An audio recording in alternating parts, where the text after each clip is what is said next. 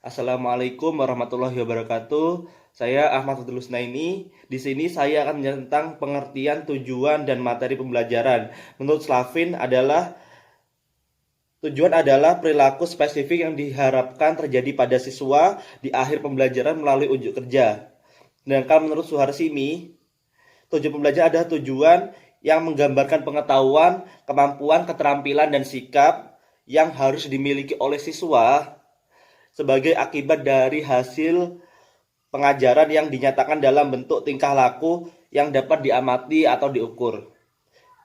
Jadi tujuan pembelajaran adalah pernyataan yang menggambarkan kompetensi atau kinerja standar mencakup pengetahuan, sikap, dan keterampilan yang diharapkan dapat dicapai peserta didik setelah menyelesaikan program pengajaran. Pernyataan mengenai tujuan pembelajaran pada umumnya berbentuk tulisan yang disampaikan pada awal kegiatan pembelajaran. Hal ini disebabkan karena program pembelajaran seringkali dibatasi oleh ruang dan waktu. Sedangkan materi pembelajaran adalah pengetahuan, sikap, dan keterampilan yang harus dipelajari oleh siswa dalam rangka mencapai standar kompetensi yang telah ditentukan. Materi pembelajaran terdiri dari yang pertama, pengetahuan. Pengetahuan meliputi satu, fakta, yaitu kebenaran yang dapat diterima oleh nalar dan sesuai dengan kenyataan yang dapat dikenali dengan panca indera.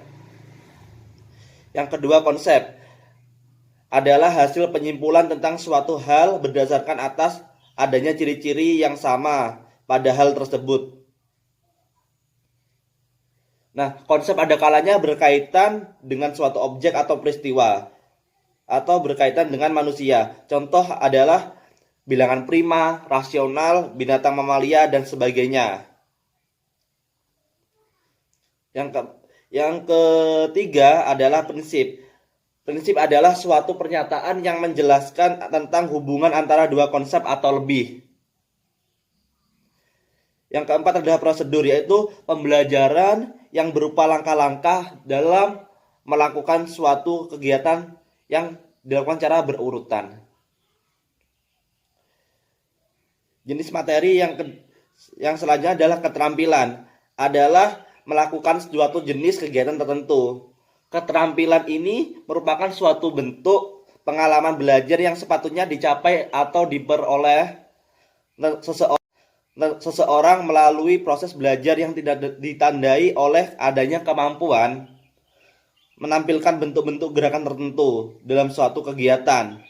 Ada 3 macam keterampilan, yaitu rangkaian respon atau reaksi, yaitu suatu rangkaian gerakan-gerakan yang mengikuti urutan tertentu untuk menyediakan suatu pekerjaan tertentu. Yang kedua, koordinasi gerakan, yaitu seseorang dituntut untuk memadukan sejumlah anggota badan untuk melakukan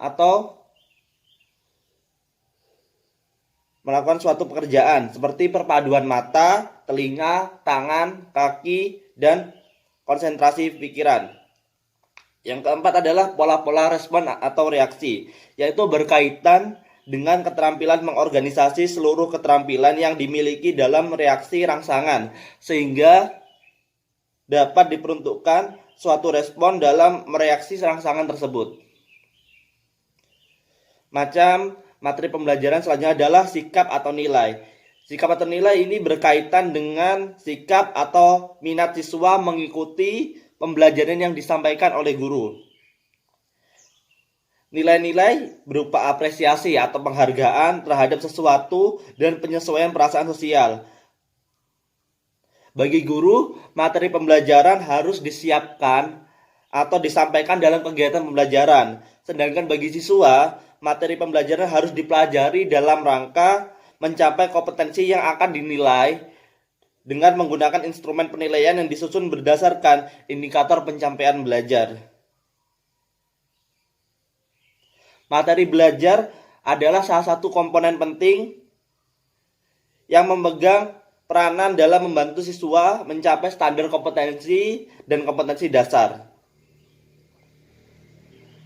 Di sini saya akan menyampaikan kelanjutan dari pemateri pertama, yaitu materi kedua. Nah, di sini saya akan menyampaikan tentang fungsi kegunaan dan materi fungsi kegunaan tujuan dan materi pembelajaran. Nah, yang pertama yaitu fungsi dan kegunaan tujuan pembelajaran.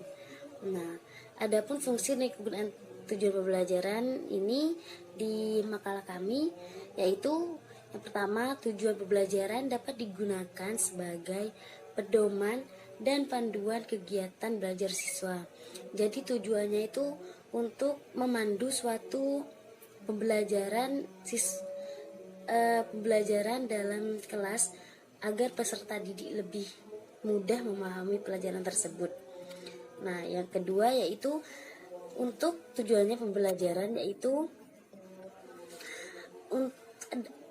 dapat membantu dalam mendesain sistem pembelajaran. Artinya, dengan tujuan yang jelas dapat membantu guru dalam menentukan materi pembelajaran. Jadi di sini tujuannya itu juga dapat membantu guru untuk mendesain suatu pelajaran tersebut. Dan yang ketiga, tujuan pembelajaran dapat digunakan sebagai kontrol dalam menentukan batas-batas dan kualitas pembelajaran. Artinya apa? Artinya melalui penetapan tujuan ini, guru bisa mengontrol sampai mana siswa telah menguasai kemampuan-kemampuan yang telah diajarkan oleh guru. Nah, yang selanjutnya yaitu fungsi dan kegunaan materi pembelajaran. Tadi tujuannya, sekarang fungsinya.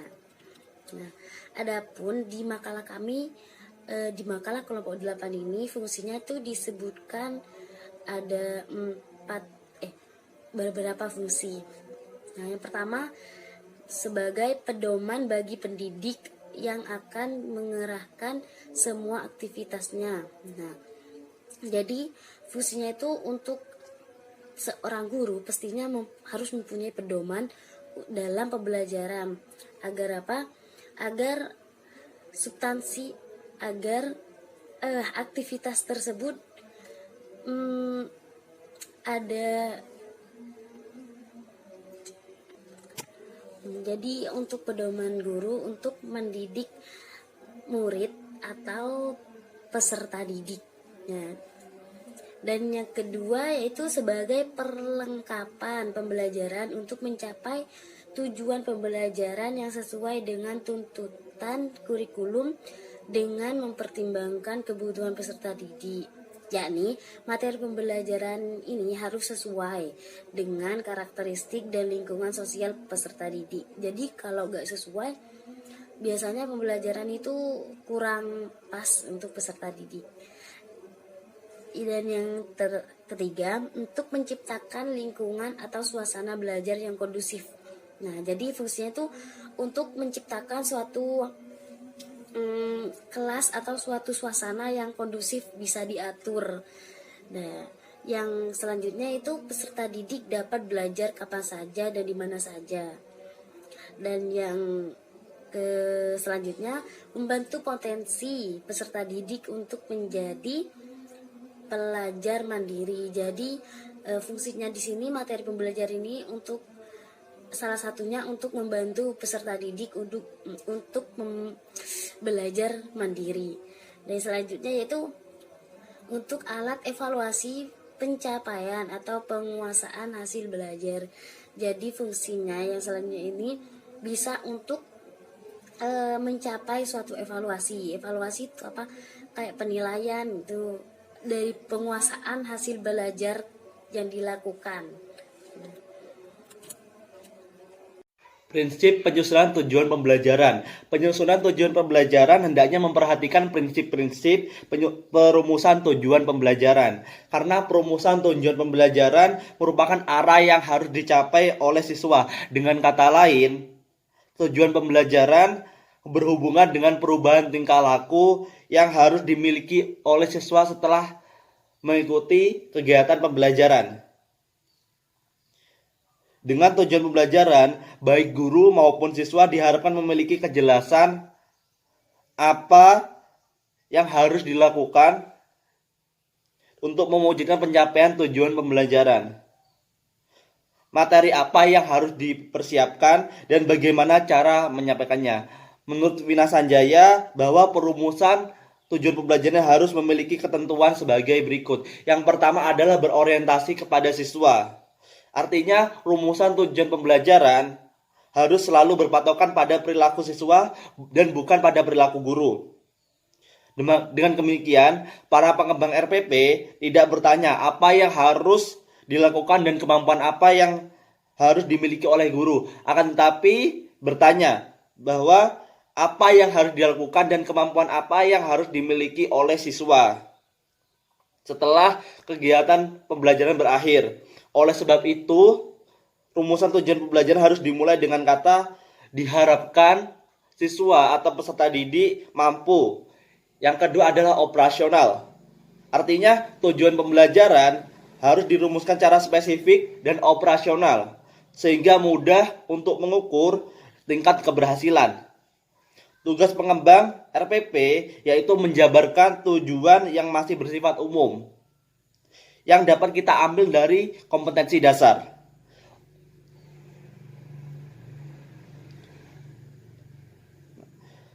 Selanjutnya, tujuan pembelajaran harus mengandung unsur audience, behavior, condition, dan degree. Artinya audiens yang pertama, subjeknya adalah peserta didik.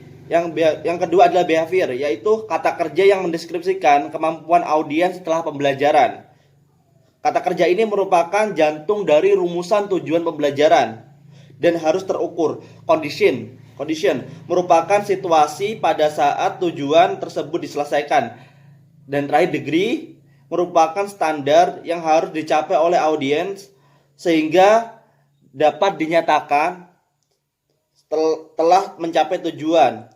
Contohnya adalah setelah mengikuti kegiatan pembelajaran melalui metode tanya jawab, diskusi, dan penugasan, maka yang pertama, siswa mampu menyebutkan contoh cara menjaga kebersihan di lingkungan rumah melalui tanya jawab dengan baik dan benar. Yang kedua, siswa mampu menceritakan kembali informasi tentang nyamuk demam berdarah dalam bentuk peta pikiran melalui diskusi yang baik dan benar. Assalamualaikum warahmatullahi wabarakatuh. Perkenalkan, nama saya Kumala Saadah, NIM T2018-4047. Saya dari kelompok 8, dan di sini saya akan menjelaskan mengenai langkah-langkah menyusun tujuan dan materi pembelajaran. Yang pertama, langkah-langkah menyusun tujuan pembelajaran.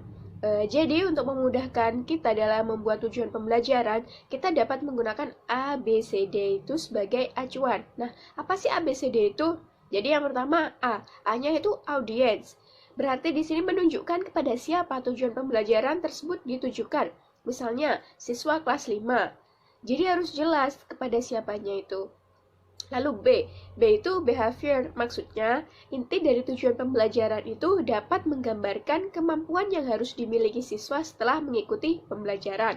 Sekarang C, C itu apa? Condition atau kondisi. Nah, kondisi di sini maksudnya pernyataan yang menunjukkan kondisi saat siswa menunjukkan kemampuan yang dinilai. Jadi misalkan di dalam tujuan pembelajaran itu dinyatakan tanpa menggunakan bantuan referensi, siswa dapat menulis esai tentang energi terbarukan minimal 1000 kata. Nah, kita di sini melihat kondisi saat siswa menunjukkan kemampuannya tersebut. Apakah ketika siswa tersebut mengerjakan tugas tersebut, dia menggunakan referensi atau tidak? Padahal sudah jelas di dalam tujuan pembelajaran disebutkan tanpa bantuan referensi. Seperti itu.